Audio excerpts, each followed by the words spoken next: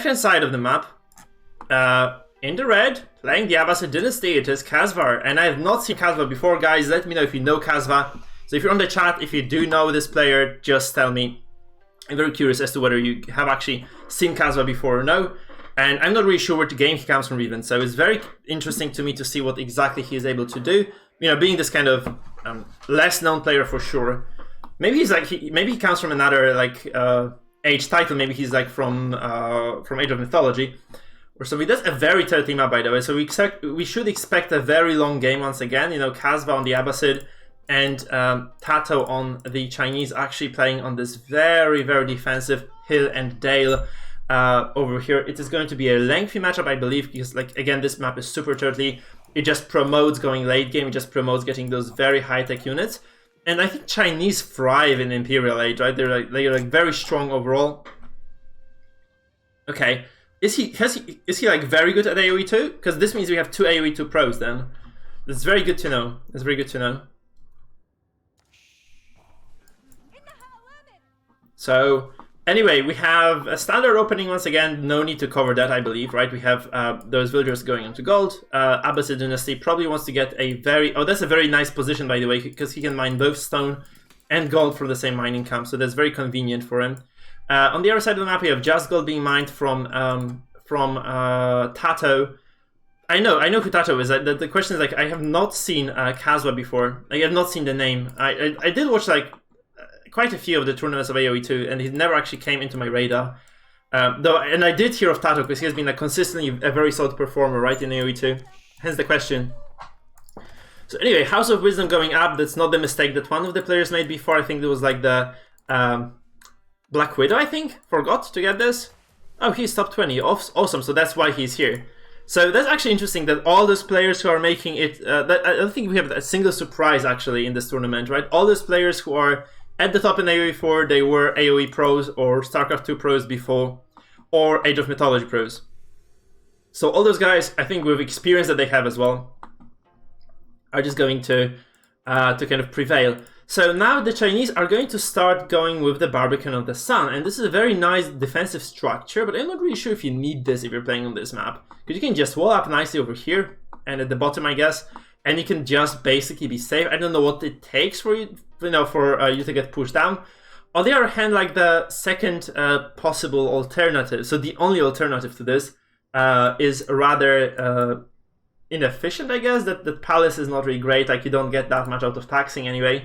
You can by the way see that there is no single official being built by TaToH here, so he's playing the Chinese, but he's not really making use of that unique unit, which is the Imperial official. On the other side, of course, we have the Abbasid going for the stone already, because they do want to benefit from those very cheap villagers being double produced from a TC straight away. The wall goes up, so we have the palisade on the bottom part of TaToH's base. And TaToH is actually still not producing a single official at all. That's very weird. I'm surprised. I'm pretty surprised actually that he's doing this, but I guess this is the case. By the way, thank you for the sub, Carl Johan Sandstrom. Lovely stuff. I don't see, like, other people actually dropping me follows on Twitch, because I have not seen a single one today, I swear. I have seen a lot of YouTube follows, though, but nothing happening on Twitch at all. Anyhow, we're continuing with this match right now, so we have a lot of villagers on wood, I guess, which is interesting. He just wants, I guess he just is going to go towards that next TC very quickly, right? Kasva, on the other hand, he's also mining a lot of stone, way more than TaToH is, so he is probably going to go up to that second TC very, very fast. He's got enough gold, I think, to just get this upgrade going. And he sells a bit of food. He can just cancel a villager and just go for it. So it's probably just going to do that. Yeah, there's a full wall of actually on the side of TaToH here on the right. And we have a hand being taken down. I'm not really sure what he's doing with this hand, honestly. Like, why would you attack this? You're not playing against Russians. You can just make the life easier for the villagers, I guess, if you want to kind of go for the hand very soon. Oh, this is... That's so sneaky. What the hell? Why would you go for stone walls here? Like, this is so weird. Especially, like, if you do it, like, all the way. You should just get a stone wall over here, too. And over here, right? Which he's not getting it. He only got a single stone wall at the middle, but all the other entrances are just palisade walls. And you know, Kasva is gonna know this. Like immediately, he's just gonna run to the side. He's gonna see what's happening. Yeah, he's good. He's fine with that. He can just push down here. There's a lot of wasted stone. I'm not really sure I understand this. Maybe there's something I'm not aware of because I've not seen that much Abbasid versus Chinese. So maybe there's like a special interaction that you just kind of can go for a very early push. Or it is just the meta because both of them are just doing this. Okay, changing my mind, this is probably just the meta. Like they're just both stonewalling the middle. Just kind of trying to prevent any premature aggression here. Of course, the problem is for Kasva that he has not secured his sides at all. So he has walled this. And while this wall looks pretty, there is nothing actually happening either in the north or in the south of his base, right? So he has no coverage over here. It might be a problem as a result. So having a look at this...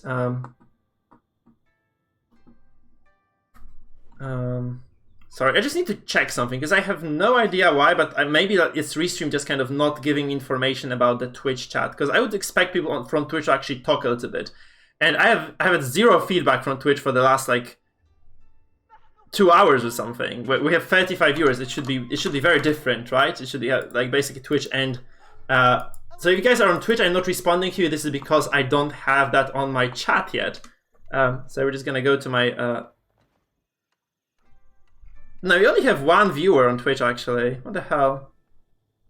So everybody's on YouTube here. Everyone spectating this game is actually on YouTube. Insanity. What the hell? So this being said, let's continue then. I'm very surprised actually. There's nobody on Twitch and 36 people on YouTube. So having a look at what's happening over here, we have the major like wall off over here. We're actually getting a large stone wall over here at the bottom as well and at the top part of the screen. So it is looking like a very decent play from Kasva, honestly. He's getting himself very situated in this base. He's gonna get security. And yeah, he's just gonna keep playing, I guess. So those players are very risk averse, I believe. That's why they're doing this, because we have not seen this with Marine Lord versus Probe. They just went for Palisade walls and just kind of were playing a very safe game. But this is basically going to guarantee that at least Kasva is going to be relatively safe, because those stone walls, they're very sturdy, 3,500 HP. That is a lot of possible defenses, right? Which obviously means that yeah, he's in a very good position. Thank you, Jay. Now, we're getting a lot of villagers being spawned, of course, by the Abbasid. They have like a very cheap eco, Elion especially, so they're just going to be getting that going. We see, what, 32 villas from Kasvar and 33 for TaToH. TaToH does actually have a second TC in the back of his base. He's getting Imperial Academy, going towards that Song Dynasty, which is going to give him additional speed to villager production. So at this point, he's going to be able to spam out a lot of villas, obviously at the cost of economy, because he's going to be spending a lot of food on those villagers, right? Because unlike Abbasid, he doesn't have the benefit of getting extra like price reduction on the villas. Instead, he's just going to be producing them faster, which means he needs a lot more food to sustain that production. We see both players, again, very careful with leaving the base. They're being super cautious, like they're just kind of sticking within the borders. It's a very important game, I guess, for both of them, so that's why they're doing this. If Town Center here producing villagers constantly, both of those actually are. I think if you are, yeah, I think you just want to do this, right? That's what I was thinking. Like if you are a Kasva, you just kind of go for 30C. Like you have such cheap villager production, and you know that the Chinese will overtake you with this kind of the standard 2TC build. You know all those things, so you just really want to have the possibility to kind of match the villager production of the Chinese. So he gets the Song Dynasty, and in response, we're gonna see probably the third TC coming from Kasva. So it's a very economic game so far, but those players are very, very conservative. They have like very little army, like 1 military each. I guess it's just the scouts still, right? Yeah, of course it's just the scouts. And they're just really not getting any tech whatsoever in terms of military, right? They're just getting like, there's a market being built, there's a mill, getting the wheelbarrow, getting the horticulture, right? Those basic upgrades just going up. The mining speed is also in, right? We see actually no eco upgrades for the Abbasid. It's weird. So I'm kind of surprised by this. Whoa, wait. He has not got the fresh foodstuffs yet. What the hell? Oh, he's going to H3, that's why. So instead of just going for that eco upgrade, he just goes for H3. But not having these... Oh, he's actually researching that now. He must have realized he was late, and he's just gonna go for it right away.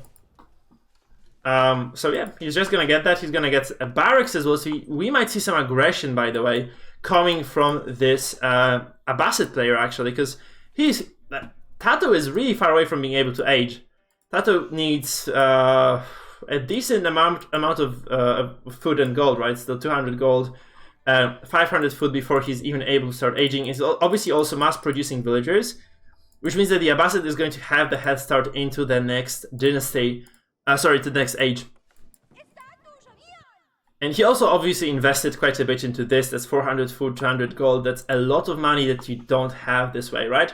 And Kasva is just kind of spending a lot of resources right now. I'm not really sure what he's going to do with this, but he's getting a lot of resources spent. He's going to get probably some military upgrades.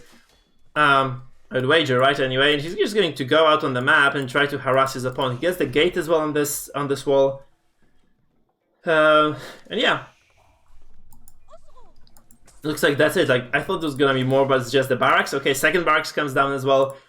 And they're actually just kind of spending quite a lot. TaToH actually is gonna go up really soon. I think he's going to start his own age up procedure here. You can see that this is basically happening over here. So he's going to any minute now, guys. Any minute now, he's going to drop that clockwork tower. I guess that's going to be the infrastructure for him. So Kasva is not going to be very far ahead from this. Obviously, he gets the age up right now. TaToH drops this clockwork tower. Okay, there's also the third TC from the Chinese and the clockwork tower going into the middle of the map. So it's quite peculiar, actually. So that's what I was talking about with Hero Marine versus Pro, right? He secures the middle of the map. He's probably going to go barracks right now as well. He's just going to go for this kind of offensive place where he tries to capture the relics, I guess. He gets the sacred side. There's a lot of gold income per minute, of course.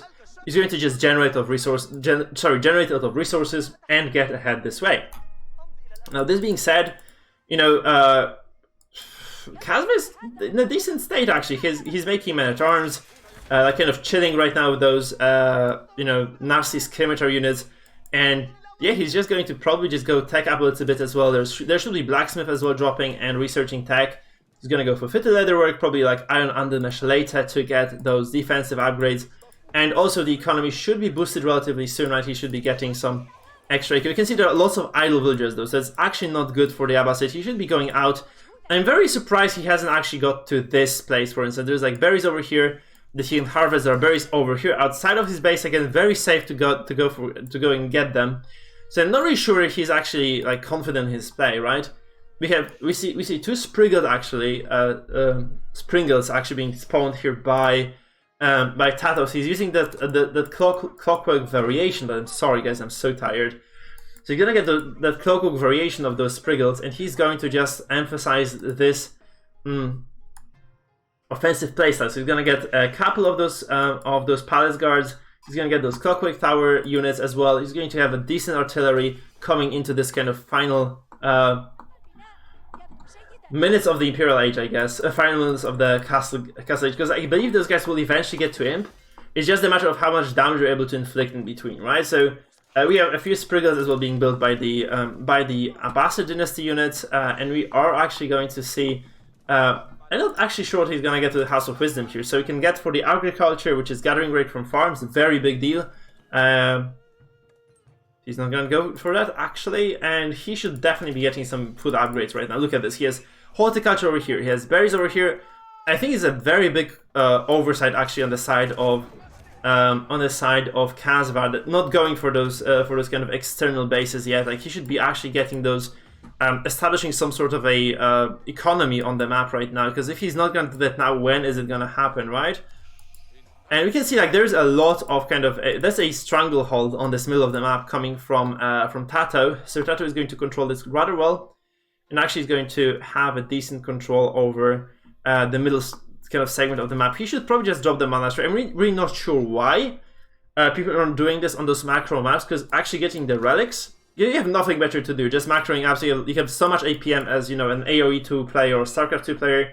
You can definitely save spare a few on those relics. So you probably want to build a monastery and start setting up the relics right away.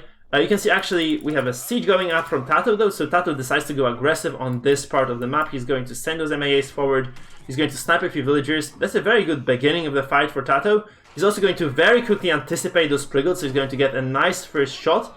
But those are clockwork Spriggles, not the regular ones. So they're way more efficient at doing damage and definitely trading out very efficiently against whatever the Abbasid dynasty player might have to bring. There's going to be like probably 2 Spriggles for 4 this way, which is a very bad trade overall for TaToH, of course. Sorry, for Kasva. This probably forces Kasva to back away. There are also lots of units here. You know, again, defender's advantage, in this case you have production in the middle of the map, so the defender's advantage stands at the middle of the map as well. And this means that these guys are just going to be able to finish the building of the construction of the keep. And honestly, there's a very large number of infantry coming from TaToH. So obviously Palace Guards, slightly weaker than MAAs in terms of armor, right? They're like slightly weaker in terms of armor, but they are also going to be faster. So they engage and disengage faster. And you also have the upgrade of the Chinese, I think, in the Imperial Age, where you get extra 30 HP on those units. So yeah, they're very sturdy overall. They're very sturdy, they have lots of HP, and they should have that extra 30 as well at the end. So in the end, so it's going to be a decent situation for him. I think he's super. So he has actually got. We never got to that point, right? Let's look at the eco first. So 82 eco for Kasva, and 96 for TaToH. So it's a very large eco advantage. He has 4 supervisors supervising the weird mill that's very wasteful. The clockwork tower, the 1 barracks, and nothing. Okay, interesting. I think he's just gonna gather taxes from those buildings, right? So that's basically how it's gonna go. Northern side of this map, we see actually a single MAA duking it out with a single Palace Guard, probably favoring the MAA on this side, because MAA has a little bit more melee armor, right? So it's going to be decent for him. Obviously here, the Chinese are getting a little bit of eco set up here. I would love to actually see this guy over here just move to the lumber camp, just getting extra drop-offs. Because you can just get a lot of extra resources this way, right? You're just kind of going to emphasize your eco quite a bit. Obviously, getting the supervised on this particular building is going to be huge, because the clockwork tower is going to give you a huge speed. So if you have the supervised, you get a huge speed production boost, right? Which is huge as well, which is very, very significant. We have town center being dropped over here, which is going to probably go down, but at a loss of certain villager numbers. Actually, this is a very nice attack, well orchestrated from the Chinese player from TaToH, and he's going to repel this completely. There is a huge rotation required right now from this Abbasid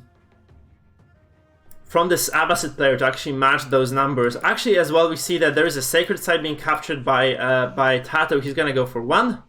There's also one at the north and one at the southern part of the map. You can see that this is very important, as I said, because at the end part of the game, if Probe, for instance, had gone for the relics, or he had gone for the sacred site, he had like some sort of control over those, he would have definitely had like an easier time with gold, right? Because gold is very kind of difficult to get later, where you have like lots of harassment going on, and those things are just kind of passive sources of income, so you can basically just get a little bit of resources, right, for free, which is good, and they're like going to stay there for the rest of the game. So free gold income, I don't know anyone who would be complaining about free gold, so yeah, that's just basically what you should be doing.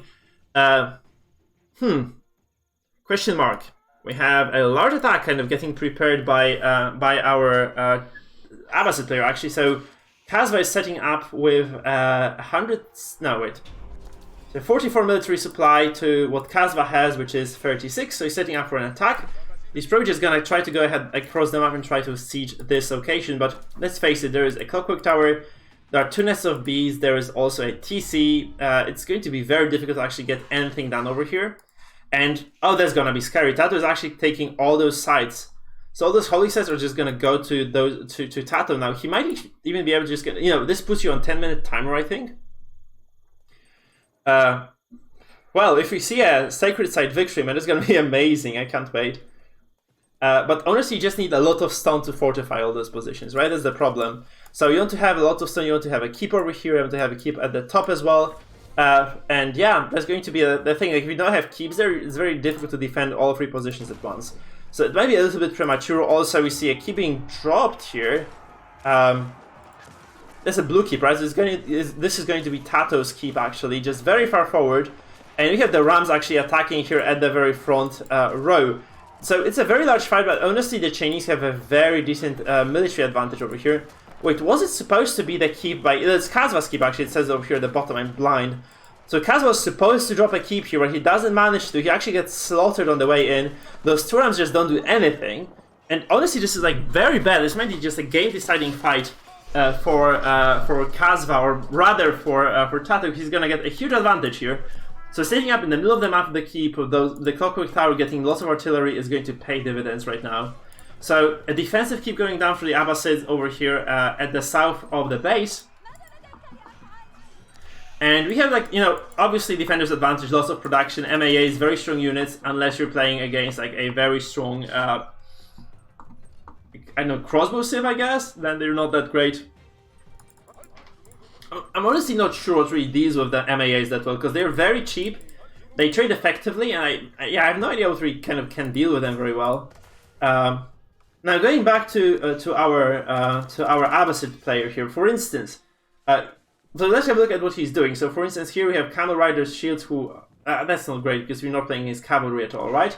However, this, getting the Camel Trooper, this +1 armor, is basically like a free upgrade of the Blacksmith, which he has done none of... Okay, he hasn't done the Archer upgrades anyway. The Archer defense upgrades, and he hasn't done the Military Academy either, which is weird.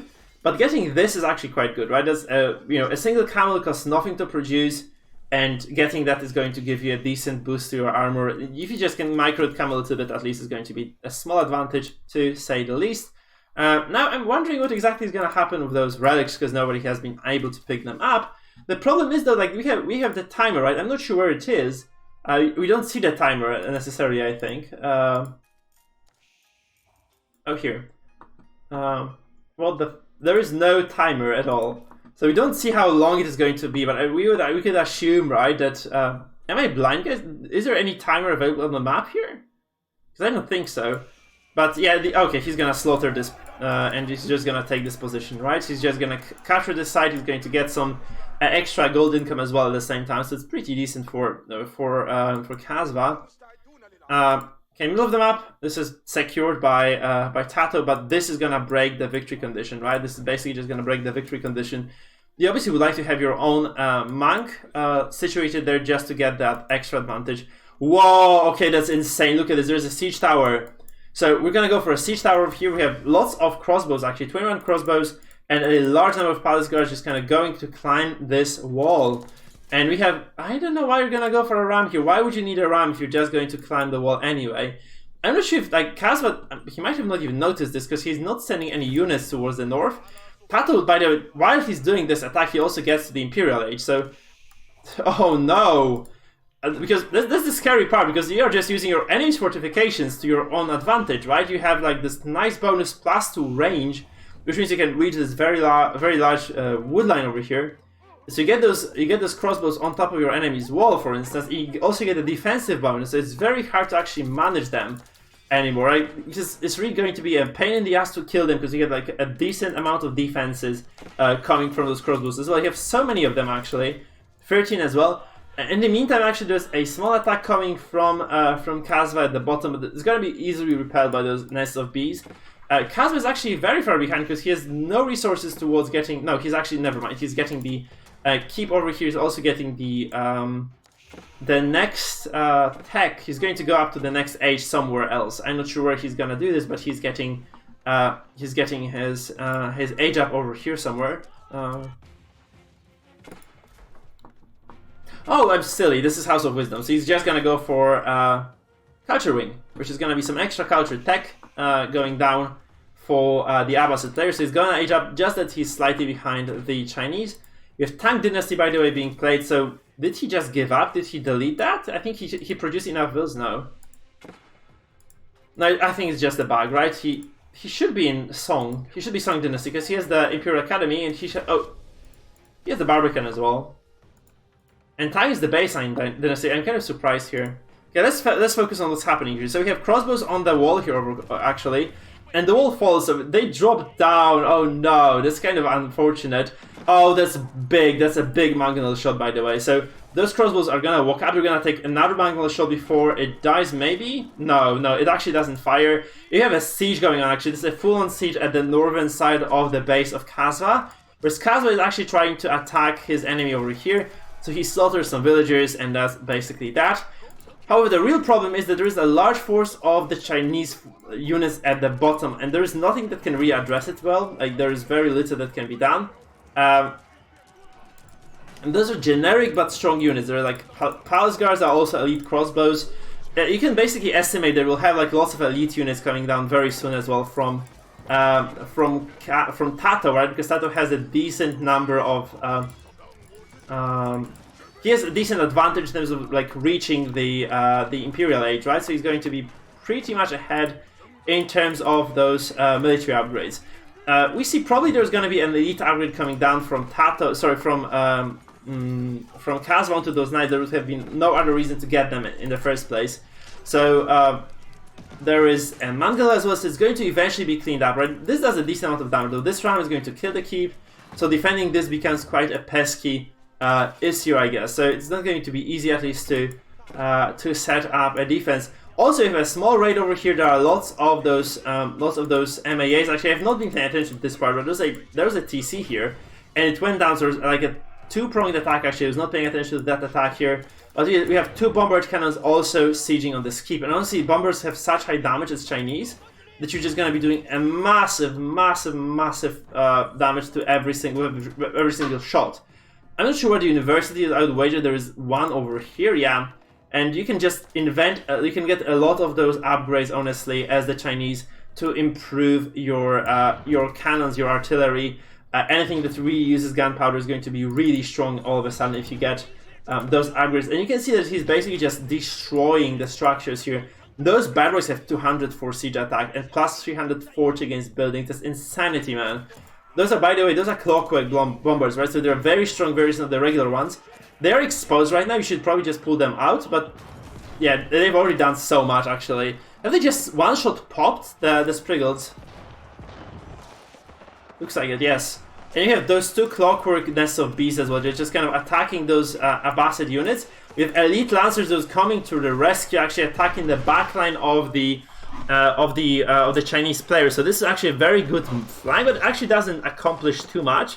I think we have too few of those siege units here to actually just leave a really large mark on this fight. Like if you had like 4 nests of bees, those are exponentially better than 2, right? Because you can just basically one-shot almost the infantry of your opponent. We have a lot of large force actually streaming down here though, so we have elite MAAs kind of juking out to elite palace guards, and we do have a single clockwork nest of bees actually still firing at those Abbasid units, and it looks like actually TaToH is taking the best of this fight. He's going to eliminate all those units. I think we have a problem the problem for Kasva is that he has no production left, because he had all his infrastructure over here, and he lost it. Like those bombers just destroyed all those buildings. So it looks like, yeah, we're just gonna have a break. Obviously, this was repaired by Kasva. This one is actually open now. And there is a bomber just firing away at the gate. It's just not gonna take long for it to fall down. Actually, this is just kind of 10 shots and it's just dead. And TaToH has a full population as well, once again, whereas Kasva is sitting on 137 supply, so he's like 60 supply behind. 46 villages idle, by the way, because he went to build this keep over here. I'm not really sure what he's gonna do here. Like he is really screwed, isn't he? He has like 123 eco, so he has no military. He has 15 units, man. Whereas Kasva, he has 113 eco, but he also is sitting in 75 military. And it's a very large force actually just running to his base right now. If you just kind of stream units in, like they're just gonna get one shot. Like there's just no way you can actually defeat this huge standing army right now. And this beautiful house of knowledge is just probably the only thing that is going to keep TaToH away from winning this game, right? You just kind of go with those MAAs. There are so many, man. There are 26 MAAs, and there are 19 crossbows who deal very well with those armored units. So you can actually get a very good DPS. You get nice surface coverage because you have like a nice numbers advantage as well. Looks like he's just gonna, overrun his opponent. Like you also have like 4 nests of beasts here, lots of crossbows at the back end of this fight. So you have a lot of units. TaToH is really doing a very good job here, man. He's actually just demolishing Kasva. This might mean that we have another game to watch. Because, as I said, like this is going to be a... it looks like a win. Honestly, there's nothing that Kasva is going to be able to do to stop this anymore. That's just it. He can't stop this anymore. And yes, Kasva eliminated. Not equal. We are 1-1 in the series, and we're going to have one more set to go.